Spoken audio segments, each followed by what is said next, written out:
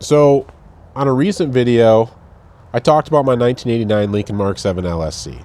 I bought this to beat modern luxury car prices for the sweet sum of $1,700. And honestly, great purchase. You know what I mean? Just wow. Until it stopped running about 250 miles later. That's okay. I'm not a mechanic. I know a lot of you guys aren't mechanics, but I'm going to go through some of the basic steps that it takes to diagnose a simple vehicle like this to kind of give you guys some assurance. If you're dealing with an old car, it doesn't have to be a big deal. You can work through it. You've got forums. You've got dealer manuals for these things that you can still buy on eBay that you can't even buy for new cars. It doesn't have to be an emergency. You can work through it. You don't have to be a mechanic to follow this stuff. I'm going to show you some of the basic troubleshooting steps that I went through to kind of come to a conclusion of what I think is wrong with the vehicle. And it's not an emergency. I'm not stressed. This whole car costs less than the infotainment in my leased truck that's about to get returned. So how bad could it be? So initially the vehicle was a complete no start.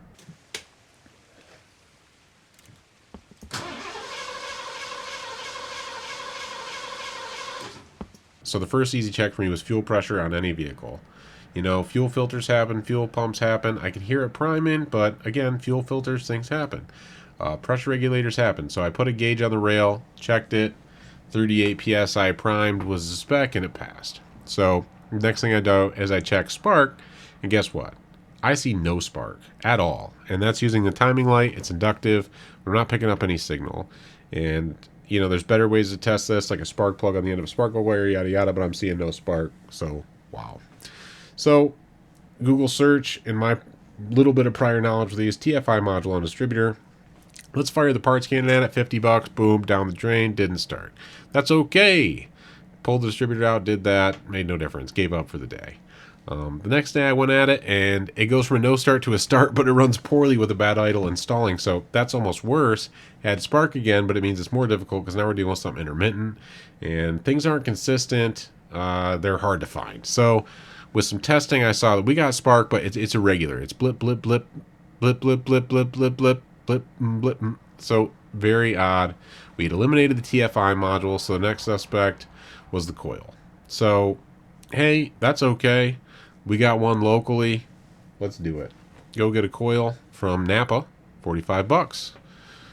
Biggity bam, and hey, it's a no start. That's okay. We're about 100 bucks into the parts can here with nothing to show for it, but that's okay. At that point, not much left. Distributor, main culprit, gotta be. There's a pickup coil inside. Order from AutoZone next day. It comes, 85 bucks. Let's do it. Install it. Guess what? Same result, inconsistent spark. But that's okay. So at that point, I decided I need to get a little more analytical. Maybe I've got an electrical short in the harness or something like that, but I'm here for it. Let's do it. It's not the most fun option. Let's dig in. So I used a combination of Google searching and old forums, but honestly, I hate to say it, this is probably the one good application for ChatGPT. It's able to, listen, it's not AI. It's really not. It has no intelligence or value in that regard. It can't produce anything of its own, really. But it is an excellent search engine. So I gave the data about the vehicle and came up with some very simple tests to do in conjunction with my service manual. ChatGPT was wrong a few times, so keep your eye on it. First thing I checked, really simple. Exhaust smelled rich, yada yada. TFI ground voltage drop. Take my voltmeter, hook it up, red lead to the battery, black lead to the TFI ground reference. Supposed to be less than 0.1 volts. I'm getting 22.6 millivolts, perfect. Voltage drop test, red lead battery positive, black lead the back probe to the power pin of the TFI module. Basically what we want to do is verify that the engine, the body, the ECU, the TFI all have the same reference under load. This is all provided by ChatGPT, to be honest with you. And again, affirmed by my service manual. Check that. You know, we want to see it low. I'm getting like 3 millivolts or 31 millivolts. It's like nothing.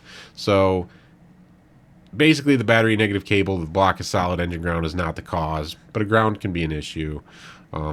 Basically, I won't go into all the details of it, but using basic stuff. Again, these cars have been around since before the internet, right? So you can do a Google search, you can go through the old forums, and like I said, the service manuals are available like they aren't for new cars.